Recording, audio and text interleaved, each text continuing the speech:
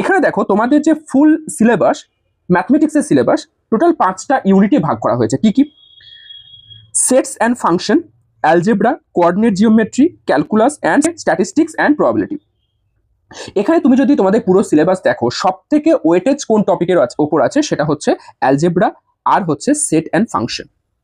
Clear? আর সব থেকে কম weightage আছে সেটা হচ্ছে ক্যালকুলাস। এখন ক্যালকুলাসে যেহেতু সব থেকে কম মার্কস আসবে, তা অনেক স্টুডেন্ট মনে করতে পারে যে ক্যালকুলাসটা অতটা গুরুত্ব না দিলেও চলবে, কিন্তু অ্যাকচুয়ালি নয়। এখন তুমি ক্লাস 11-এ আছো, ক্লাস 11-এ তোমার ক্যালকুলাসে মাত্র 8 নাম্বার আসছে, 8 মার্কস আসছে। তুমি যখনই ক্লাস 12-এ যাবে দেখবে সব থেকে বেশি ওয়েটেজ থাকবে ক্যালকুলাসের উপরে।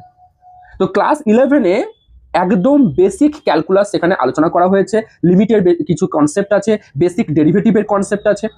আর এই বেসিক কনসেপ্ট যদি তুমি ভালোভাবে ডিপলি না শেখো, ক্লাস 12-এ কিন্তু বড় সমস্যা হবে। আর ক্লাস 12-এর মার্কস যদি খারাপ হয়ে যায়, তারপর তো তোমার কলেজের অ্যাডমিশনের জন্য প্রচুর সমস্যা হবে। তার জন্য এই ক্যালকুলাসকেও কিন্তু খুব হালকাভাবে নেবে না, এটা কিন্তু ইকুয়ালি ইম্পর্টেন্ট আদার্স টপিকগুলোর মতোই।